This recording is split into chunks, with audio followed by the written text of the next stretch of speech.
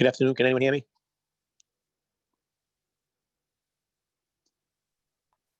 Hi, Counselor. We can hear you. Hey, good afternoon.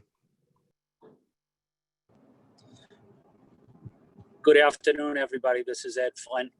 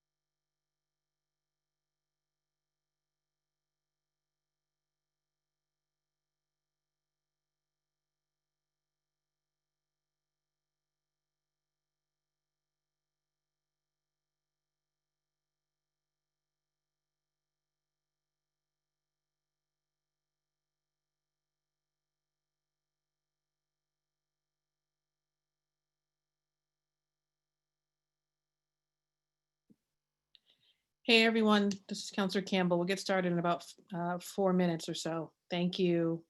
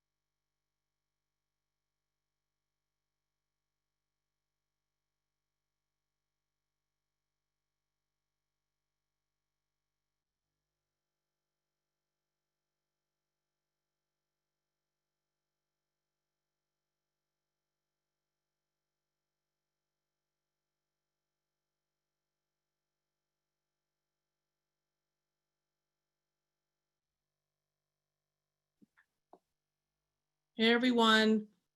Michelle, Kerry, you guys all set? Hi, Counselor. It's Candace today. Oh, hi, Candace. How are you? I'm doing well. You guys all set? Yes, we're ready to go, recording and streaming live. Okay, thank you. And thank you, everyone, for being here. All right. So I'll get started now.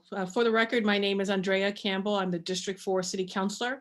I'm also the chair of the Boston City Council's Committee on Public Safety and Criminal Justice. This public hearing is being recorded and live streamed at boston.gov/citycounciltv. It will rebroadcast on Comcast Channel 8, RCN Channel 82, Verizon Channel 1964. We will take public testimony at the end of this hearing. If everyone can mute, that would be great. Thank you. We will take public testimony at the end of this hearing. So if you wish to testify, please email michelle.a.goldberg@boston.gov. Or Candace, are we doing your email instead? Either or, No, is Counselor, fine. I'm here. Okay, you guys are the best. Thank you. You may also submit written testimony by emailing ccc.ps@boston.gov. Today's hearing is on 4 different dockets. The first is docket number 0803. The constable's bonds of the following have been duly approved by the collector treasurer and were received. And these are for various names, which I will read quickly into the record. Ruth Baez, Paul Barlett, Leonard Brown, Christopher Costagan, Gavin Costagan, Rafalin Kazoo, Frico Damas, Mark Evligiadis, Kimberly Freeman Hodge, Colin Harrell, Carl Jean Lewis, Michael Jones, Stephen Jones, Anthony Keller, Arlene Lee, Daniel Long, Verinda Malden, Burton Malfkowski, Paul Morelli, Jonas Morose, Matthew Morrison, Slims Petit Maitre, Fillmore Phillip, William Rock, Rosaline Torres, Wesley Williams, and Stephen Wilson Jr. And I apologize for mispronouncing anyone's name. The second docket is docket number 0818, the constable's bonds of Petit Maitre Duncans, Michael James, Benson James, which has been duly approved by the collector treasurer, were received. The third is docket 0836, the constable's bonds of Ron Cobb, Helen Borgella, Mika Brown, William Joyce, which is actually here twice, Norman Lowe, Arthur Montgomery, and Anselm Nenko, having been duly approved by the collector treasurer, were received.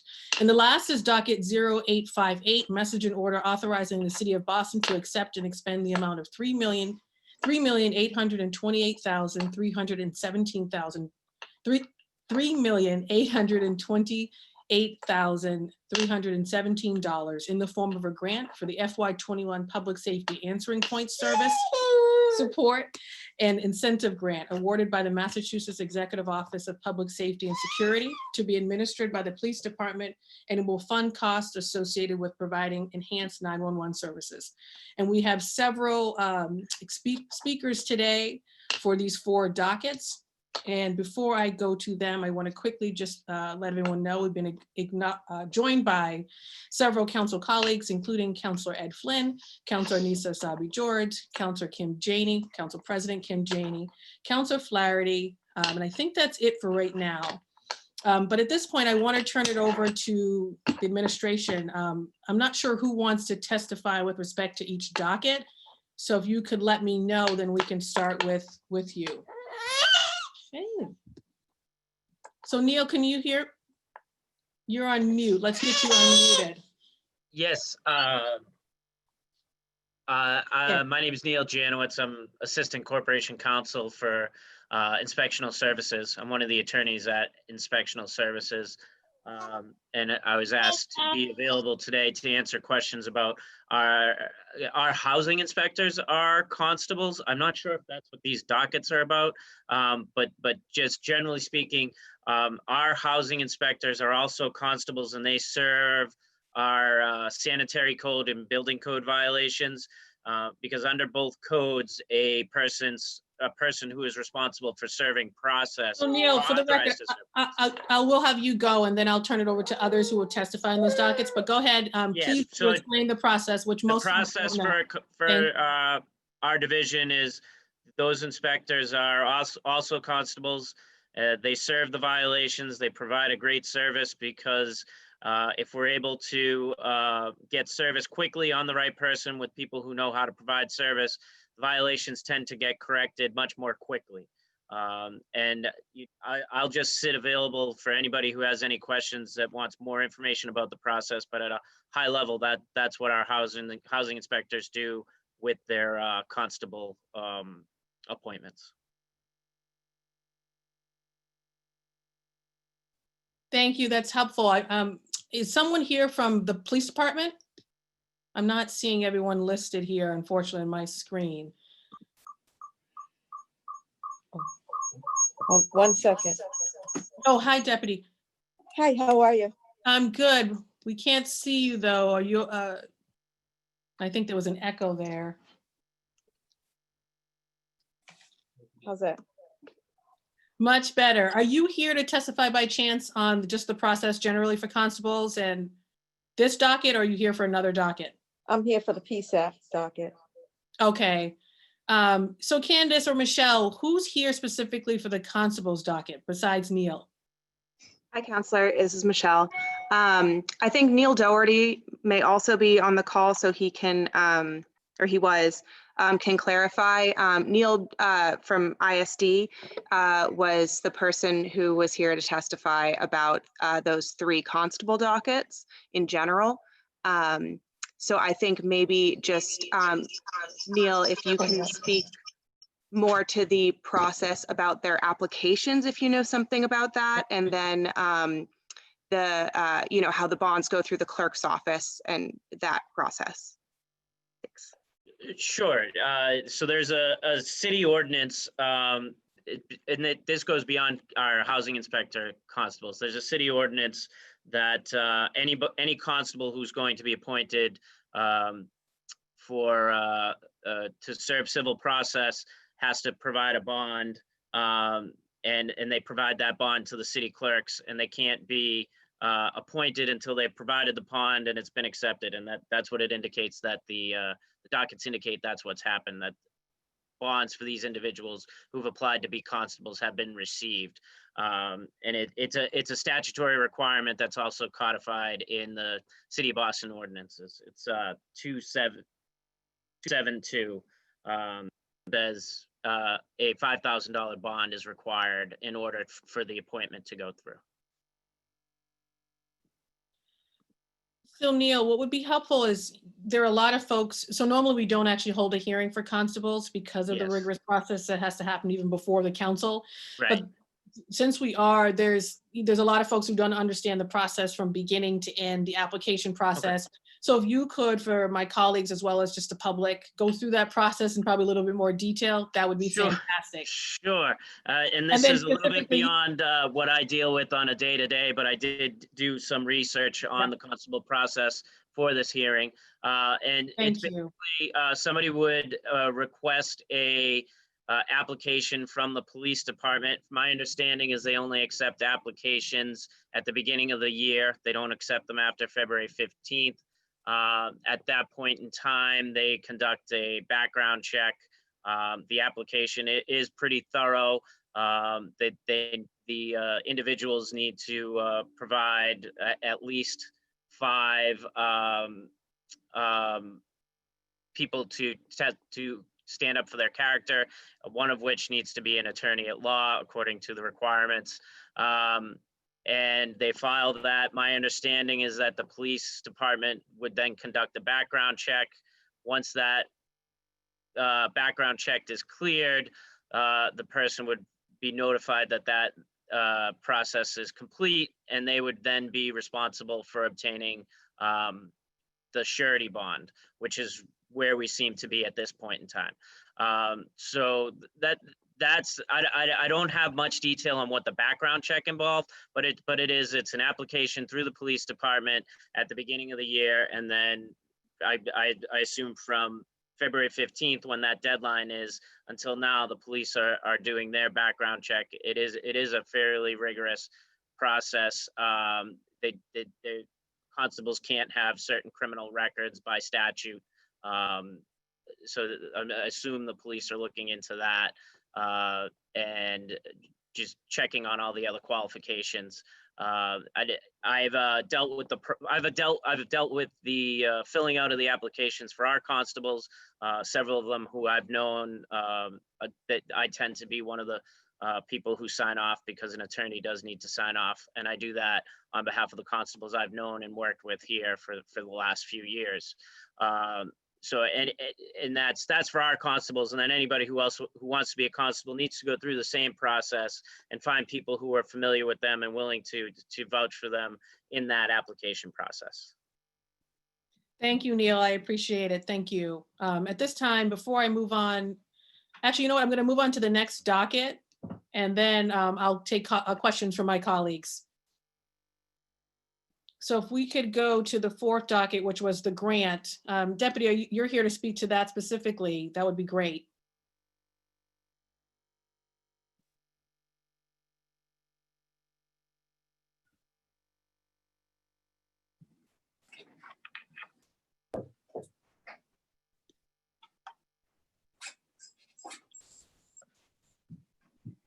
We can see. Okay, Perfect. can you hear me? Okay, Yes, thank you. How are Thank you? you.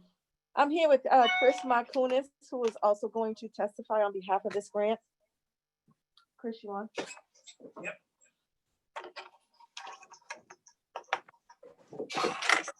Hi, good afternoon. I'm Chris Markounis, Director of Quality Assurance for the Boston Police Operations Division. Thank you, Chris. I'll let you guys decide who will go first, and you can go right ahead. Go ahead, Chris. Okay, Thank you. I'll go. Mute there. We're socially distanced in the office here. Okay, so this is an annual formula grant for the 911 public safety answering point for the city of Boston here at Boston Police Headquarters. It's awarded by the Executive Office of Public Safety and Security through the state 911 department. This year we did see an increase in that grant. The state was gracious enough to increase the grant allotment for the city of Boston by $500,000, $500,000. So the total amount this year is $3,828,317. This grant goes to help defray the cost for providing enhanced 911 service for the city. It helps provide salary reimbursements for employees here in the 911 Operations Center. We also use the grant to provide equipment, cleaning, and other contractual services to maintain the center here at Boston Police Headquarters, as well as Boston Fire Alarm and the 911 Center at Boston Emergency Medical Services as well.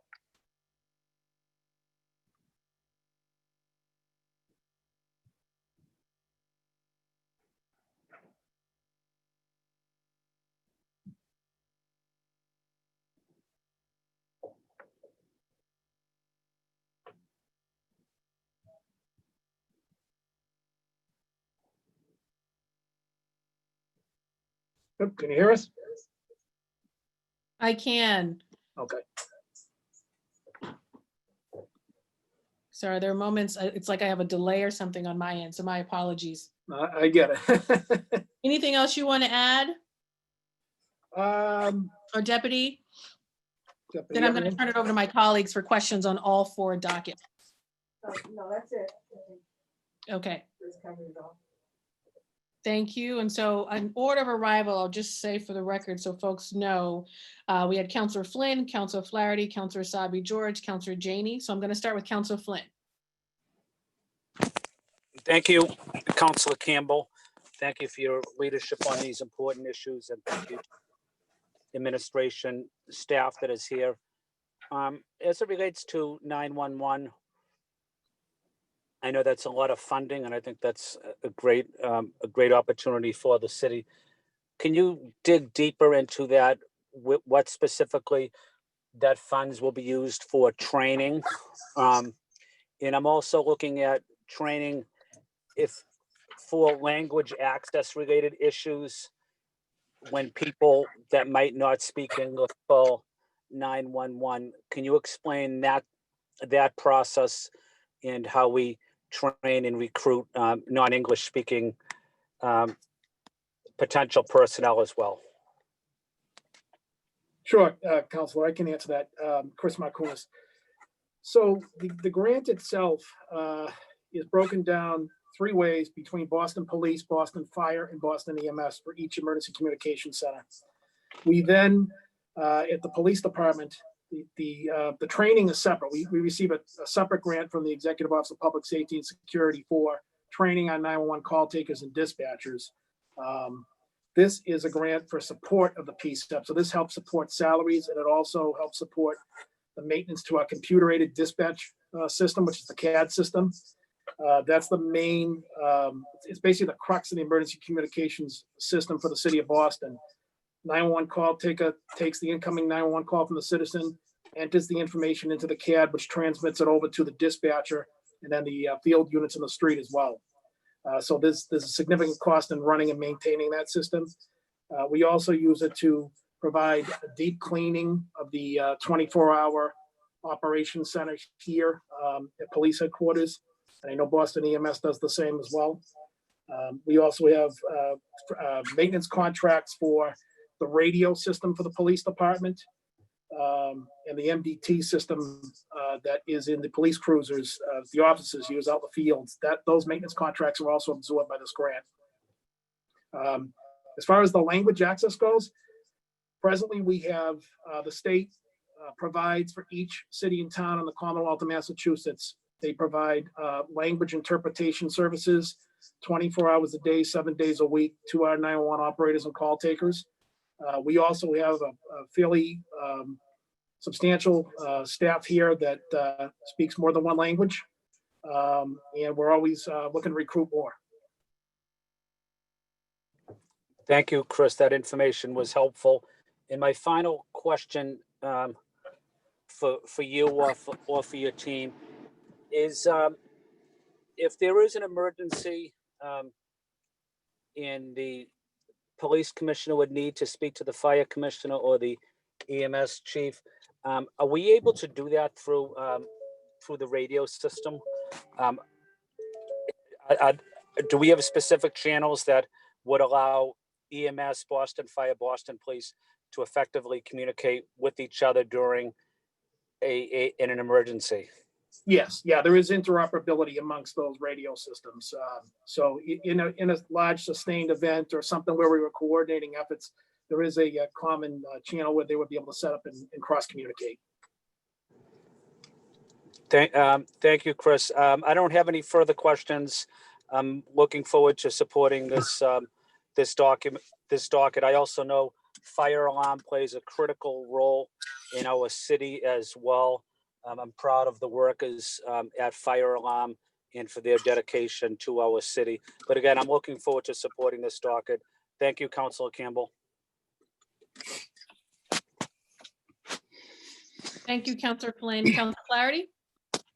Thank you, Madam Chair. Would like to go on record of supporting these 4 dockets. Obviously, they play a very important and critical role of public safety and also civil process. Speaking and for my colleagues' edification, I think the person who knows the most about the sort of inner workings of our constables, it's our clerk, Clerk Maureen Feeney, former counselor who did yeoman's work when she served as chair of government operations. And the constables were obviously cooperative with our police commissioner years ago when there was a little bit of a loophole and a glitch where folks were reappointed or recommissioned, if you will, who should not have been. And then, things sort of rolled out in the newspaper. So kudos to the police department for getting involved and meeting the council. And we've put some very specific and strict guidelines in to make sure that those situations don't happen again. So I know that the council played a very important role led by a former colleague and our clerk with the Constables Union and Association, as well as the police department. So if any of our colleagues are on here that sort of want to know a little bit more about the inner workings of that, feel free to reach out to Clerk Feeney. She knows it like the back of her hand. And obviously the work that our constables do, they provide an essential and pivotal service, not just for us here in the city of Boston, whether it's through ISD or our police department, fire department, but also the Boston Housing Authority and our courts for the execution of courts and for civil process and service. They're essential. So I know these have been hanging around for a little while. Glad to finally see that they're moving so that these individuals can be recommissioned and or continue their businesses. A lot of them have very good businesses that I think they've been waiting for this commission. And then, as all my colleagues know, I've been talking about 911 all summer long. So the fact that this grant will give them a shot in the arm, they do tremendous work. The calls come in nonstop throughout all of our cities, through all of our neighborhoods, but in particular, sort of B2, B3, C11. There's a significant and higher volume of calls, and listening to the radio, particularly some nights and weekends, it's hard to believe that the way that they handle themselves, they're extremely professional, dealing with fast moving and some hectic situations, and they do it with calmness, with the person that they're dealing with on the phone at the same time as they're relaying that vital and important critical information to our first responders. So my hat is always off to our 911 operators in the call centers and the turret, because they do great work, often behind the scenes, and doesn't necessarily get recognized, but they're a vital component for our city. So happy to support these grants that will allow them to continue to do the great work that they do on behalf of the residents, the taxpayers of Boston. And with that, I'll stand by to listen if anyone has any additional questions. But thank you, Madam Chair, for convening this hearing. Look forward to voting in the affirmative at the appropriate time when you issue a committee report before the council. Thank you. Thank you, Councilor Flaherty. Councilor Sabi George? Thank you, Madam Chair. I'll be brief. Thank you to our guests here today. On the grants in particular, are those repeat grants? Is that funds that we've received in the past? Are those funds? Yes, for the, hello, Counselor, for the 911 grants, yes, they are it's an annual formula grant. It's allotted to the city, actually every city in town in the Commonwealth that maintains a 911 public safety answering point is allotted a certain amount of money through the Commonwealth's 911 program each and every fiscal year. Great, thank you. And then anything special about, this question's for Neil. Any special sort of notes to make on these bonds here with the constables? No, nothing particular with these. Just sort of run of the mill process? Run of the mill, they're required, and as Councilor Flaherty indicated, the names could be people with their own businesses who are serving civil process. And in order to do so, they need these bonds, which we're not paying. It's not money out of the city's pocket. It's bonds that they've submitted to us. Great. Thank you, Madam Chair. I don't have any other additional questions. Thank you. Thank you, Councilor Sabi George. Council President Janey? Thank you so much. Just a few quick follow-up questions. This has been quite informative and helpful, so thank you to the panelists. Are all of these grants to fund positions? No, good afternoon, Councilor. I mean, to support people, not no, necessarily fund positions, because I understand that the constables are not employees. So on the 911 grant, the funding defrays the cost, but doesn't fully pay for the cost of all the employees in the 911 center. Okay.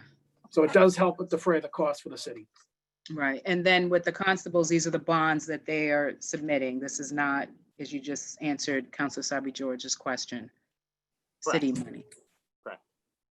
In terms of the people that the money is supporting, do you, just to follow up on Councilor Flynn's question, do you know the diversity of the folks in that call center or of the constables in terms of ethnicity and language? In the 911 call center, the diversity is fairly significant. I'm proud to say we have a very diverse call center staff here. I can get you an exact breakdown if you'd like. Okay, wonderful, thank you. And any sense on the constables, do we know? I'm sorry, Neil, I can't. Okay. Yeah, sorry, I was muted. I don't know the breakdown. I'm not sure. They could be, it's private, and it could be private individuals. It could be people in other departments. I didn't recognize the name of anybody from ISD. But these are bonds that anybody who wants to be a constable has to go through this process. They would go through the process, yeah. And these are all for civil kinds of issues. Yes, civil process. No criminal, right? So all civil. Civil process. Okay. And within our system, how many do we have? So you mentioned ISD. Yes, all of our housing inspectors in our housing division are constables. How many there are, I don't have that number off the top of my head. But every inspector in our housing division is a constable and is able to serve civil process. And for us here, that means part of that is serving the sanitary code violations and the building code violations, because those two codes do require somebody authorized by law to serve process. And doesn't one of doesn't some of this live in Public Works in terms of code violations? Different code. Public Works does code enforcement. That's the trash tickets. And so that would never be constables different. getting involved in any of this? No, that's a completely different process. This is violations related to the sanitary code violations are typically related to rental units. Building code could be anything. Right. Okay, thank you so much. Thank you, Madam Chair. And thank you again to the panel. Thank you, Madam President. At this time, I'll see if there's any public testimony. Michelle, do we have any public testimony? No one has signed up for public testimony, Council. Okay, and I don't think we have any more colleagues on from Accurate. I don't see any more. Okay. Neil, Chris, or Deputy, do you guys have anything else you want to add before I wrap up? I'm good. Okay. I'm good. And if I do get any follow-up questions from colleagues who couldn't join, I'll just send those through central staff, but I really appreciate you guys taking the time today. So thank you so much. Thank you for the work you're doing. Stay safe and healthy. And Candace and Michelle, thank you as well. And of course, thank you to my colleagues. Thank you as well. Thank you, Counselor. Thank you. And at this time, this hearing is adjourned. Bye, guys. Thank you, Madam Chair. Have a good Thank afternoon. you.